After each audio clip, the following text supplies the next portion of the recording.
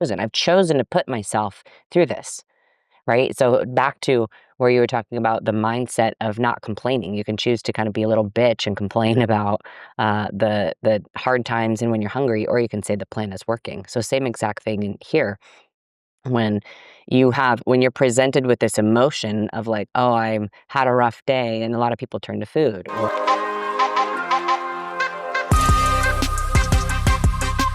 Welcome to the Growth Drivers Podcast, the show where we break down the leadership frameworks, mindset shifts, and strategies that fuel entrepreneurial success, personal transformation, and business breakthroughs. I'm Rachael Novak. And I'm Mike Novak. Let's dive in and start driving your growth. All right. So today we're talking about what bodybuilding has taught us about life. Very interesting and relevant timing for us. We just came off of our first bodybuilding show. We sure did. We competed June 28th at the Oregon Open. In Salem, Oregon. It was quite the event. It was an interesting experience, super fun.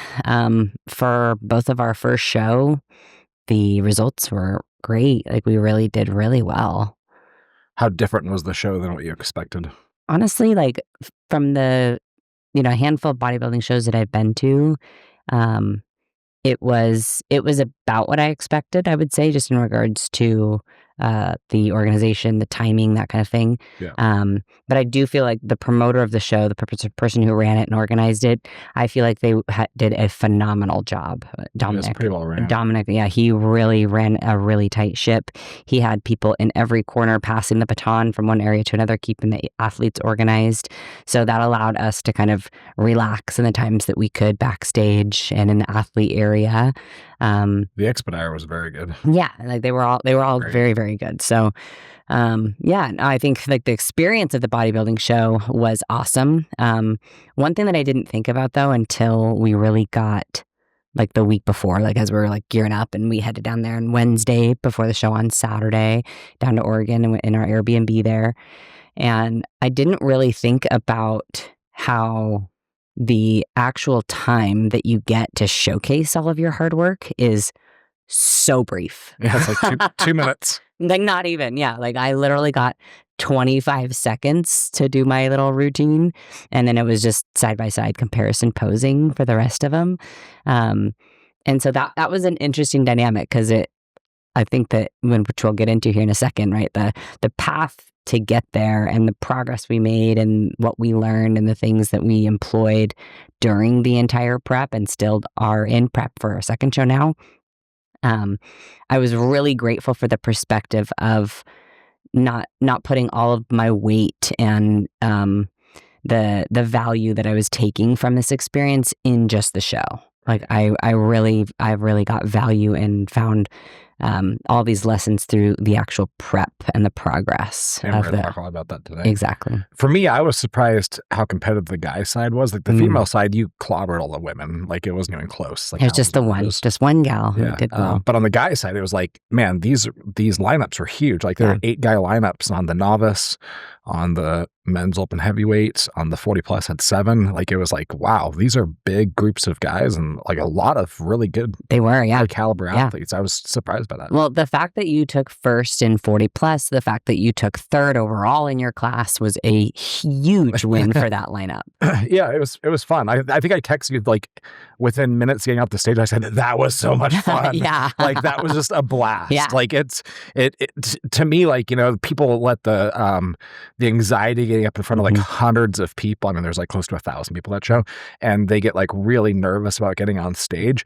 But for me, I just thought about it like, hey, I love like going to the gym and like going to the posing room with just a buddy and like seeing who's bigger and can pose better. And this is just that on a bigger scale. And so that like just kind of brought down kind of any expectations on it. Yes, and exactly. just made it fun. Like, hey, there's just a bunch of gym bros.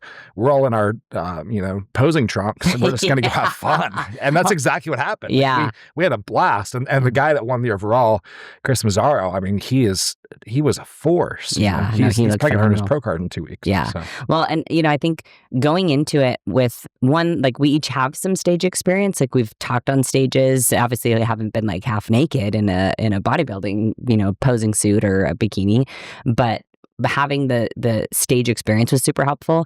And then really stepping into it and thinking of it less like a presentation and more like a performance, right? I'm going up there and I'm performing this routine, or I'm performing. And so as I'm backstage, the whole time as I was gearing up for that week, I was feeling very excited. And a lot of people might equate that feeling that I was experiencing physiologically as nervousness, right? That butterflies a little bit of adrenaline spike, a little bit of anticipation. And I was framing it as excitement that entire week. And so by the time I got to show day, that excitement was bubbling up into like this real adrenaline and goosebumps, and I was almost like giggly, like excited on stage. And so I used that as fuel to be on stage and tried to exude the fact that I was so excited and happy to be there. And I think that came through in my performance on stage as well. Yeah, definitely did. So we've got another show coming up on the 19th of July, and then we're shutting it down to improve for the rest of the year and get back to some semblance of balance. Yeah. We haven't traveled hardly at all because we've just been you guys are focused on this. But today, what we learned through this whole experience was that there was a lot of lessons learned that had nothing to do with bodybuilding. And that's what we wanted to really unpack for you guys today. Like most people that listen to this, we're not going to ever go get on the stage and go compete bodybuilding. Totally. But there's a lot to be learned that we experienced that we want to share with you guys and see if you can use some of these like little pieces of wisdom that we found along the way and plug them into other areas of your life. So we got 5 lessons that we learned, and then I might have a bonus for you at the end. But this taught us a lot about ourselves, right? Like I started prep November 25th. I remember because it was right before Thanksgiving, and I messaged my coach. I didn't want to be that guy, but it's Thanksgiving. I was like, am I eating Thanksgiving dinner? And he didn't respond. I was like, well, I guess that's a no. And so I didn't eat Thanksgiving dinner. I had rice and turkey. I don't know if you remember that or not. Of course I remember that. No sauces, no stuffing, no rolls, no nothing. So that was the start of it. So it took 7 months to get there. We're on just about 8 months in now.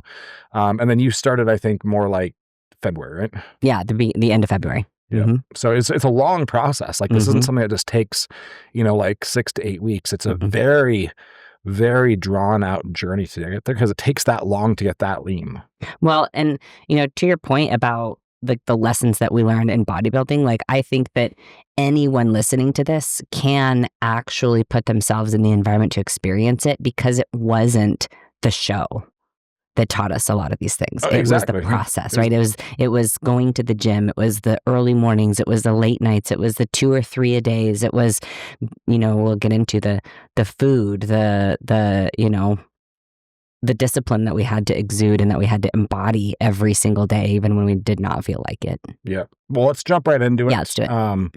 The first one, the big lesson learned, and this is something that we knew going into this. This is why we applied it, and we've applied this one for years in business, and we've also applied it now in bodybuilding for like 4 years too. But hire a really great coach. Like we both have fantastic coaches, and it made a huge difference. Do you want to speak to that on like what kind of experience we had versus maybe what some other people might get? Absolutely.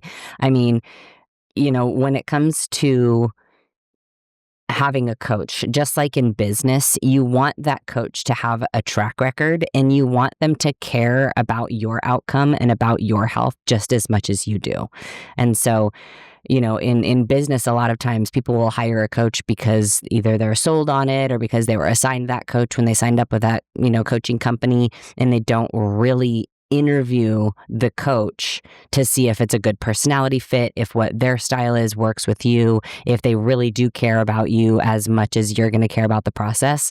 And with my coach, at least, like number one, he has hundreds and hundreds of clients. There's multiple people that he's brought pro. Not that that's my goal, but he's got a track record of being able to get people very lean. He's got a track record of caring for people. And so having worked with him for a couple of years prior to going into this prep, I already knew that whatever level of discipline and seriousness I applied to the process, he would easily match, if not like beat me on. So he was just as invested in the communication back to me as I was getting to him, right?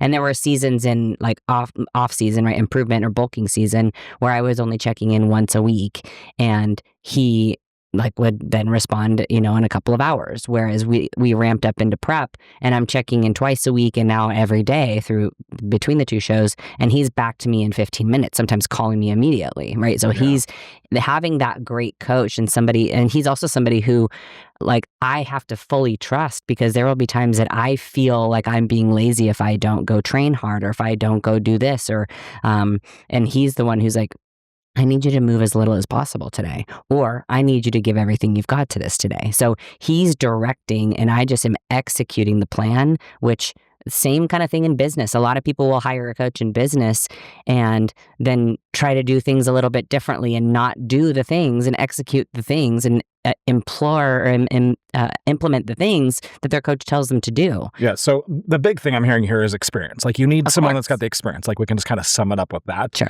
And then responsiveness and communication, it sounds like, is another really big one as well, right? So those are two really big things that I think carry over into the business domain, and that we definitely, we'd share that with coaching clients as well. Would you say that as well? 100%. Exactly. Yeah. I mean, I think it's important to, which we both experienced, to have a coach that matches your style, right? Because your coach is a very different style than my coach, but it works great with you, and mine works great with me. Yeah, and then the ability to follow the plan, right? If no matter what you want to do, what you feel like doing, you do what the coach says to do, right? And same thing in business. A lot of times we'll tell people hey, go do this, right? And they don't do it. So if you don't go follow the plan, don't expect the results. Exactly. Kind of sum it up, right? Well, I mean, similarly to when you're working with clients, right? If you tell this seller, hey, these are the suggestions that I think that we should do to the house, and they only do 2 of the 10 of them, you can't guarantee their results anymore, right? Whereas if they did all the things, your results are going to be a hell of a lot closer now, because you've actually taken my suggestions. Right. So really our first and our second lessons here are really deeply connected, because it's hiring a great coach and then it's following the plan. How did you find your coach? How would you, obviously you vetted him, you looked for the experience, but how would you tell other people to find somebody like that for any part of their life? Well, if it's for any part of your life, I think it's really, really important to interview. And really, I didn't know when I first started working with my coach that I even wanted to compete in bodybuilding. In fact, it was the opposite. I didn't want to compete in bodybuilding. Right. And I'd named that. No, it would be way too much. It would take me way too far out of my lane, for real estate and all that. And so I just said, my goal is composition. My goal is to live a lifestyle this way. And I don't want to have to think about what to do. I just want to execute, right? Because a lot of times founders, team owners, team leaders, real estate agents, entrepreneurs, we get so caught up in the what to do that we don't actually just do. And so hiring that great coach, trusting that person, interviewing them and asking them, okay, what is your track record? What do you do in this situation? If I'm not being accountable to you, how do you respond? And I did. I interviewed, I think, 4 or 5 different coaches before I ended up hiring my coach. And you had one that didn't work out, I think. I did, yeah. Yeah, I worked with her for 2.5 months, and I didn't like the style of communication that she had, and that was okay. It wasn't a personal thing. It was a business thing. But I think really, really important to really interview multiple personalities, and then you have to execute. You can't expect your coach to want it more than you do, right? Just like we can't want it more than a client. We can't want it more than any of our clients, right? And in the coaching space, we can't. If we're mentoring somebody, we can want it more than them, but if they don't do the work, then they're not going to get the results. How important is it that the coach, whether it's for body or for business or anything else, has done what you want to do? How important is that? Because, and keep in mind, in bodybuilding, there's levels to this, right? You look at Hani Rambod, right. He's never competed in the Olympia, yet he's got 27 Olympia titles, right? So can you speak to that for a moment? Yeah, I mean, I think again, it comes back to maybe they've done it, or at least they've shown that they can train people to it. Yeah, the Bill Belichick effect, right? Exactly. Bill Belichick's never been Tom Brady, but he's got a track record of just stacking Super Bowl titles, right? Exactly. So it's and if it's something that you want to take seriously, right, whether this is business or in bodybuilding, if it's something that you want to take seriously, then why are you winging it and giving somebody a chance who hasn't proven that they can do what you're trying to do? That doesn't make sense financially, right? To be investing in that. In the business domain, I always get really concerned if someone hasn't done what I want to do. Less so on the body side. You have really good coaches that understand the science of things at a deep, deep level, but maybe they weren't a top competitive athlete. You know what I mean? I do, yeah. Okay, so number 1 was hire a great coach. Number 2 was follow the frickin' plan, no matter what you want to do. Do you want to go deeper on that a minute? Because I think that this was a big pivot for you, especially as somebody who, loved to kind of change up foods or change up workout plans. This is the first time that I watched you completely go all in and trust this coach and do exactly what he said to do. Well, and you just said the word trust. I didn't trust the other 2 coaches. I had things come up where I didn't like the calls they made, and it made me second guess whether they're the right person to be driving the bus for me. So when I found the right person, just get in line and follow direction. Love you know what I mean? So to me, it's just all about trust. So the third one, and we kind of hinted to this a little bit, it's going to take a lot longer than you think to get to where you want to go. And in bodybuilding, like I said, this took 7 months. It's a hell of a long time. Business, it's even longer. Yes, it is. I mean, I don't think we broke through in business. I became an entrepreneur and an operator when I was 18 years old. I didn't really break through till I was 35. The 17 years of getting kicked in the nuts day after day, learning from your mistakes, trying to just be a little bit better and grinding it out. It's really easy to forget that. It totally is. And it's really easy for people to look at us and say, hey, I want what they've got, and I'm just going to go do it in like a year or 2. Yeah. Right? Yep. They don't see the lessons that were learned and the trials that were endured to get there over this like multi-decade amount of time. Exactly. Well, so in business, knowing that it's going to take longer than you think, you can approach it as, the business is going to expose who you are, right? And that's very similar to bodybuilding. Bodybuilding, going through a prep or going through a big challenge, if you're trying to lose body fat, if you're trying to build muscle, if you're trying to change your body composition in any way, it's a mirror that stands in front of you, and you have to face yourself every single day. Am I living in integrity, and am I doing the things that I don't feel like doing, but I know that need to be done? And same is true in business. Like the fruit that you produce in business will be the fruit of however you act when nobody else is looking. Right? So in bodybuilding, if you're sneaky snacking in the pantry at night, or if you're, eating, if you're not measuring your food accurately and you're going way over on your grams or your ounces of meat or whatever, like that's going to reflect on your body, right? It's a physical, literal representation of the lack of integrity that you're showing with yourself. In business, you can fudge a little bit more probably, but same is kind of true. If you're not doing the things that you need to do, if you're not living in integrity with the time blocks that you have at work, then your fruit is going to be evident of that. Right. Yeah. Paul Barnett, Anabolic Bodybuilding, who's now a professional bodybuilder. He always tells people it takes 10 years to get your pro card from when you take it seriously. And when you say take it seriously, I mean like competing, following structured diet, and training at the level that a pro would actually train at, right? And in business, I think it's at least 10 years. Absolutely. I mean? Yeah. Oh, yeah. So my grandmother had some saying she would say. It was something like, every lesson that I learned overnight took me 10 years to implement, or something like that. Oh, sure. Like basically like it took her a long, long time to reach a mastery level of just like even the most basic things. Yeah. I mean, it's kind of the concept of like every overnight success started 10 years ago, like there is no overnight success. That might even be more accurate to what she had said, but yeah, it's really true. So, how do you deal with this? Well, the way you deal with it is being less outcome focused. Like you start to fall in love with the journey, right? So in business, you love the process, and in bodybuilding, you love the grind of just getting after it and training and things like that. But if you're outcome driven, and I think of Chuck when I think of this a lot, because Chuck was always so outcome driven when he came to our team. Like he wanted us to he's very goal driven, right? Yeah, and it's typical it's not a bad for thing. Yeah. Very driven people, but they suffer along the way, and they're miserable. Right. So finding a way to love the journey in both business and body becomes the key to actually doing it for a very, very long period of time. Absolutely. It's interesting. I just got off of my weekly CEO mastermind, the Wartime CEO mastermind call.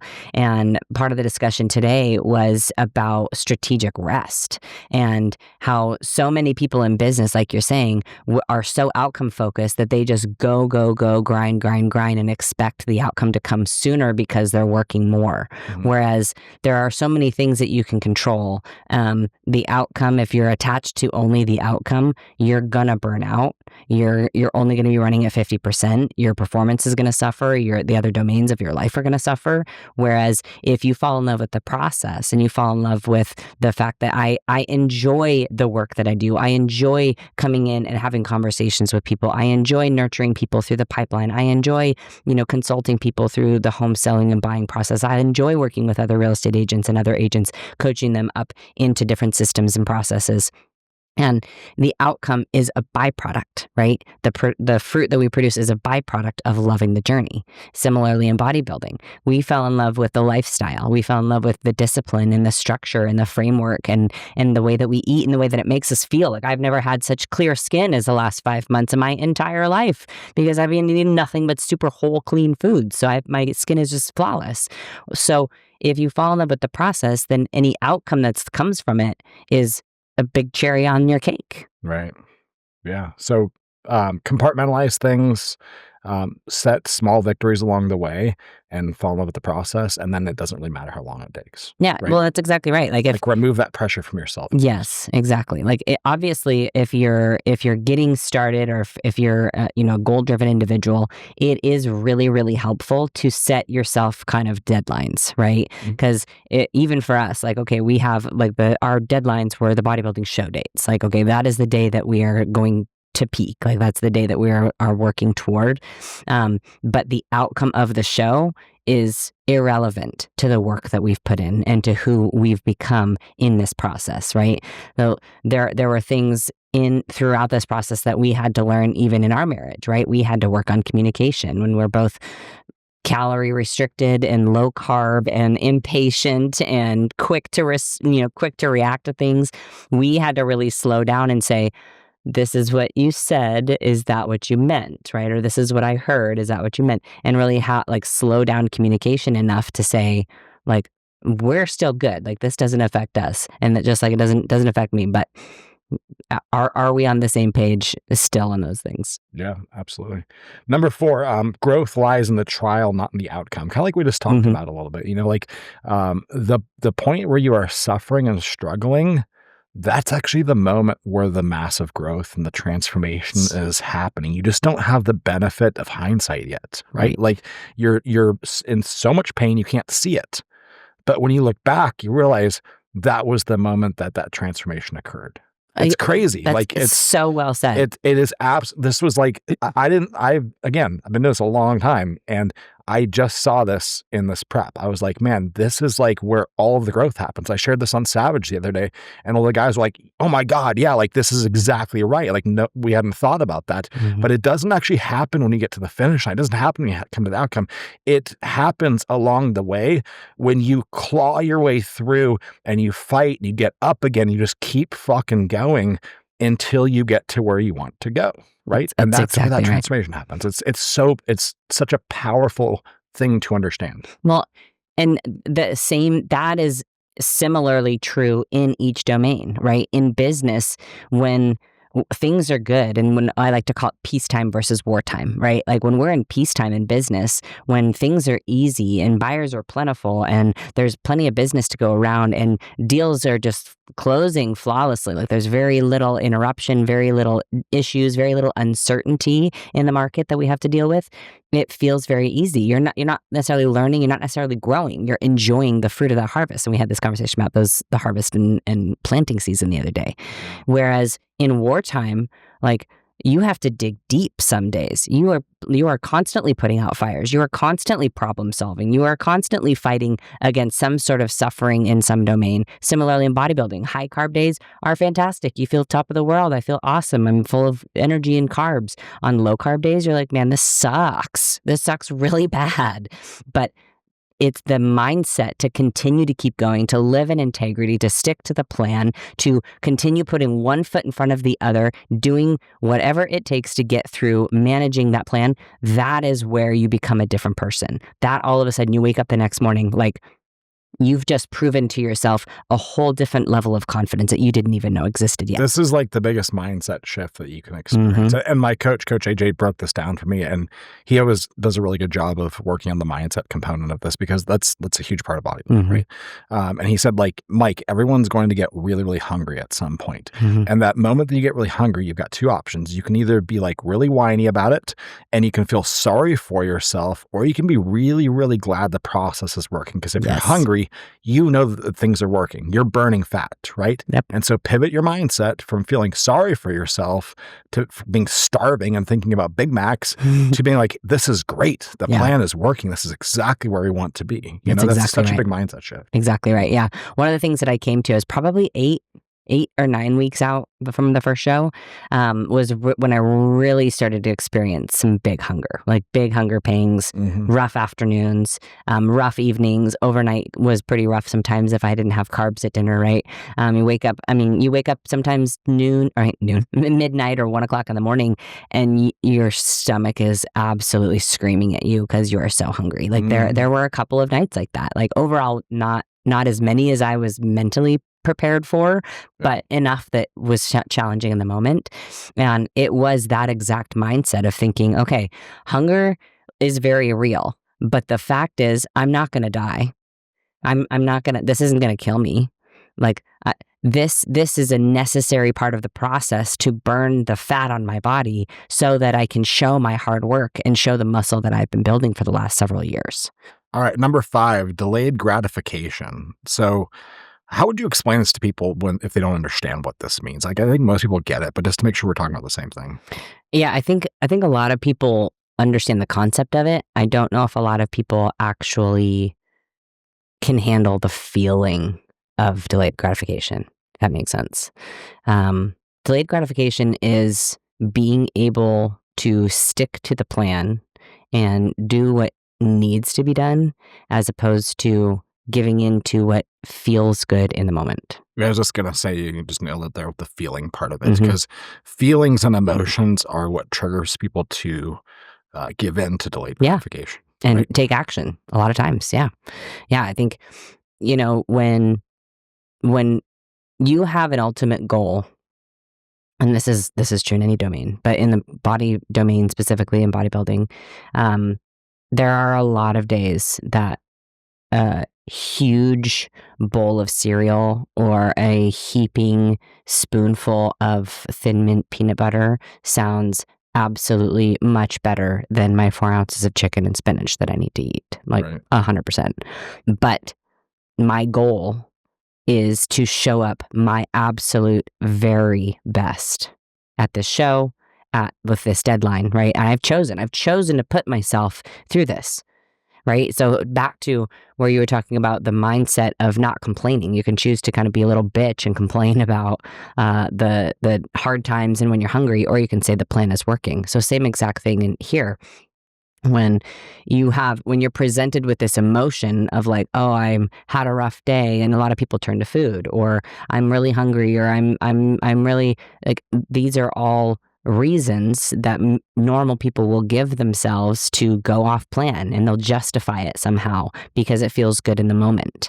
Whereas if you're really committed, then living in integrity with yourself is sticking to the plan even when it doesn't feel good in that moment. In business, I see real estate agents drop off on this with the consistency of their schedule. You stop like making the phone calls, and they have like one good day and then one bad day, and they don't really have consistency, right? Consistency is really key when it comes to achieving big things. Exactly. Whether it's bodybuilding or business. Exactly. I just posted Can you this. do the same thing for like years? Yeah. I literally just posted this on my Facebook, I think this morning. That was, the highest performers, right? Some of the most successful people live pretty low-key, like boring lives. Like the same thing, the same routines, getting up around the same time, going to bed around the same time, doing the same, having the same meals, wearing similar clothes, like all pretty dang boring. But what you do is you do these things where you are consistently finding success through these activities, and you just do it enough to where it just goes on autopilot. And that is what consistency is, right? People think that you need to like do these 21-day challenges or do these like 6-month. It's like, if you find something and then you actually learn to appreciate and love the process, then live that way, live that consistently, work that way, right? That's the same in your business as well. Right. I think consistency is really hard for most people. It totally is. Mm-hmm. Absolutely. The last one is a bonus. Get a freaking hobby, people. Like this has been a big one for us. I think is, we have not had hobbies. I haven't had hobbies since I was 21 years old. I'm 40 now. So 19 years of just basically working, and I've gone to the gym, but I haven't been like an obsessed hobbyist to it like I am now. You know what I mean? But I think it makes you a more balanced person. Work is not a hobby. Like I think we all lie to ourselves and tell ourselves that like, hey, we love this, so we're just gonna do it 24/7, but it's really not the best dynamic, It's not. Well, I mean, to our point earlier, right? When it's the only thing that you do, like that's going to lead to burnout really quickly, right? If you're just, I mean, there's seasons where you have to dig in. There are seasons that you need to really dig in, dive in, stay focus, stay in the grind, stay in that pit, work your way through it. Those seasons certainly happen. But if you're on the other side where now you've built the habits and now you're doing the things and you're consistent with the activities, it's very, very, very important for your quality of life and for your own sanity, and to avoid burnout and avoid that potential complete crash and burn in business, to have something else that you can go do that you enjoy, that fills you with life, that is you can integrate into your schedule and presents itself to be something that makes you a better person at work, especially. Yeah, no doubt about that. I love that one. Awesome. Great. So there's 5 lessons learned that you can apply to any domain, and plus one little bonus in there to give you a hobby. So been awesome chatting this one up today. I think it's really, really good. I think there's a lot of lessons you can take from this if you really listen to this and think through it. Yeah. If you have any questions on it too, like we're open book. So we'll share our playbook on business, and we'll share our playbook on bodybuilding if you want it. We'll see you next week. See you then. That's a wrap on today's episode of Growth Drivers. If you found value in this conversation, don't forget to subscribe, leave a review, and share this with a fellow entrepreneur. For more insights, tools, and resources, visit us at thewarrioragent.com. Keep pushing forward, keep leading with purpose, and we'll see you next time.